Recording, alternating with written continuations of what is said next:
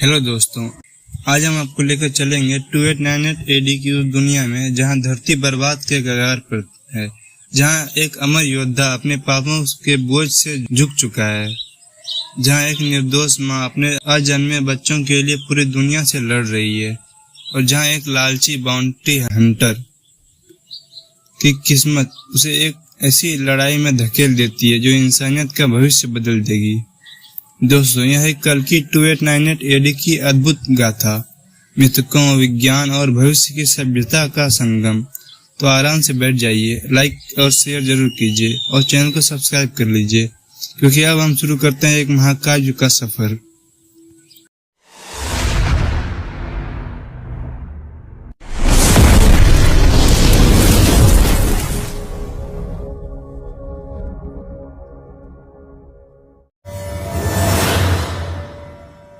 कहानी शुरू होती है हजारों साल पहले महाभारत के युद्ध से। महान गुरु द्रोणाचार्य के पुत्र अश्वत्थामा, जो जन्म से ही शिवाजी के वरदान से अजय योद्धा थे, युद्ध के अंतिम दिनों में उन्होंने अधर्म की राह पकड़ ली। रात के अंधेरे में सोए हुए पांडव सेनानियों पर हमला कर दिया और द्रौपदी के 5 पुत्रों की हत्या कर दी। भगवान श्री कृष्ण ने यह देखकर क्रोधित होकर कहा, अश्वत्थामा, तुमने धर्म की मर्यादा तोड़ी है। तुम्हें मृत्यु नहीं मिलेगी, पर तुम्हारा शरीर सदैव घावों से भरा रहेगा। तुम युगों युगों तक पृथ्वी पर भटकते रहोगे। यह श्राप अश्वत्थामा के जीवन का बोझ बन गया। वह युगों तक भटकता रहा, राज्य बदलते रहे, सम्राट ढलते रहे, लेकिन उसका पाप और उसकी अमरता कभी खत्म नहीं हुई। कहानी अब छलांग लगाती है भविष्य में, साल 2898 AD। धरती अब वैसी नहीं रही। जलवायु परिवर्तन, युद्ध और लालच से सभ्यता को बर्बाद कर दिया। हरे भरे जंगल राख बन चुके हैं, महासागर सूखने लगे हैं और लोग मुट्ठी भर शहरों में सिमट गए हैं। उनमें सबसे बड़ा गढ़ है काशी, लेकिन यह वह काशी नहीं जिसे हम आज जानते हैं। यह एक स्टील और लोहे का किला है। इसके ऊपर आसमान में तैरते हैं एक विशाल तकनीकी किला, द कॉम्प्लेक्स। कॉम्प्लेक्स में रहते हैं अमीर, शक्तिशाली और क्रूर शासक। धरती पर रहते हैं गरीब, मजदूर, भूखे लोग जो कॉम्प्लेक्स के लिए संसाधन जुटाते हैं।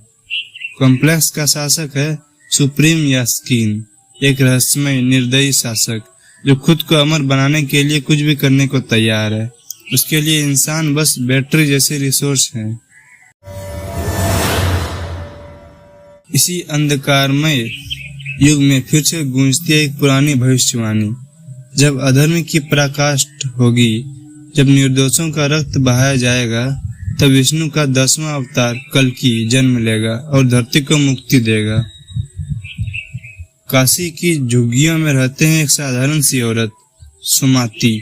वह गर्भवती है और किसी को अंदाजा नहीं कि उसके गर्भ में पल रही शिशु ही वह है जिसका जिक्र भविष्यवाणी में है।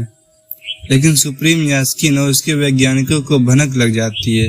वे जानते हैं कि यह बच्चा उसके साम्राज्य का अंत कर सकता है, इसलिए वे आदेश देते हैं, इस औरत को बच्चे के जन्म से पहले पकड़ लो।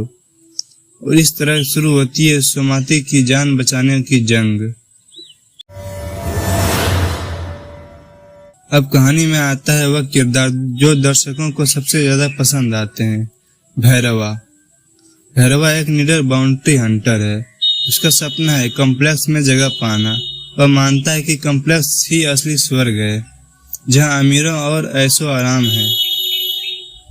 उसकी साथी है उसकी हाईटेक AI गाड़ी बुज्जी। बुज्जी मजाकिया स्वभाव की है, लेकिन घातक हथियारों से लैस है। भैरवा के लिए बस पैसे मायने रखते हैं, ना धर्म ना अधर्म। जब उसे पता चलता है कि सुमाती को पकड़ने पर उसे इतना इनाम मिलेगा कि वह कॉम्प्लेक्स में प्रवेश पा सकता है, तो वह इस शिकार पर निकल पड़ता है। सुमाती को बचाने के लिए आता है उसका शापित योद्धा अश्वत्थामा। वह हजारों साल भटक चुका था और अब जानता है कि मुक्ति तभी मिलेगी जब वह उस अवतार की रक्षा करेगा और अधर्म का अंत करेगा। इस तरह शुरू होती है पीछा करने वाले और राक्षस के बीच भीषण जंग।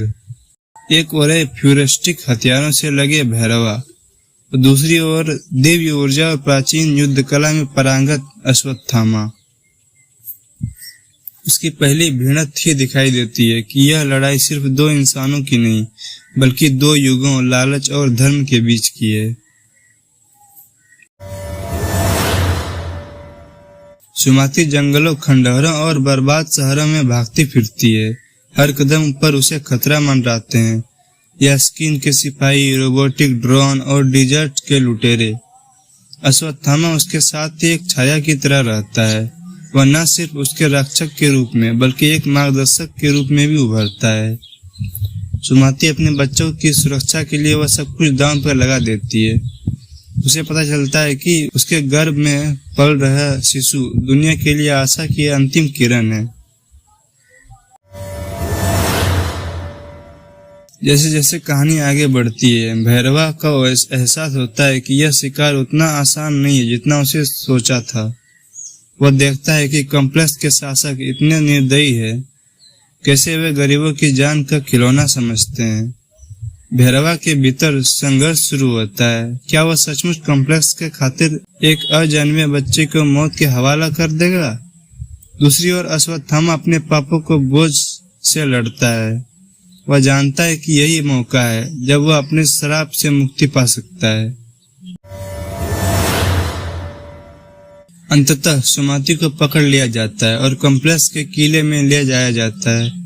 भैरवा को भी महसूस हो जाता है कि उसने गलत पक्ष चुना है। वह विद्रोहियों के साथ मिलकर अश्वत्थामा की मदद करने का फैसला करता है। कॉम्प्लेक्स में होती है एक भीषण लड़ाई। फ्यूरिस्टिक हथियार, रोबोट, एआई ड्रोन और एंशिएंट वॉरियर के हाथों का संग्राम। सुमाती प्रसव पीड़ा में है और बाहर मौत का खेल खेला जा रहा है। आखिरकार जन्म लेता है वह बच्चा, जिसके जन्म के साथ ही शुरू होता है एक नए युग का सवेरा। सुमाती अपने बच्चे को गोद में उठाती है। अश्वत्थामा उसकी ओर देखकर मुस्कुराता है। सदियों का उसका बोझ हल्का हो जाता है। भैरवा भी पहली बार अपने भीतर की इंसान को पहचानता है। सुप्रीम यस्किन की हार हो जाती है, लेकिन उसकी ताकत पूरी तरह नष्ट नहीं होती। वह वापस आने की कसम खाता है। दुनिया को उम्मीद का एक किरण मिलती है, क्योंकि कल्कि का जन्म हो चुका है। दोस्तों, कल्कि 2898 AD की यह कहानी हमें याद दिलाती है कि समय चाहे कितना भी बदल जाए, धर्म और अधर्म की लड़ाई हमेशा रहती है। आपको यह महाकाव्य यात्रा कैसी लगी, हमें कमेंट में जरूर बताइए। अगर वीडियो पसंद आई हो तो लाइक, शेयर और चैनल को सब्सक्राइब करना मत भूलिए, ताकि हम कल्कि की आने वाली कहानी और हिडन फैक्ट भी आपके लिए लेकर आएं। मिलते हैं अगले वीडियो में। धन्यवाद।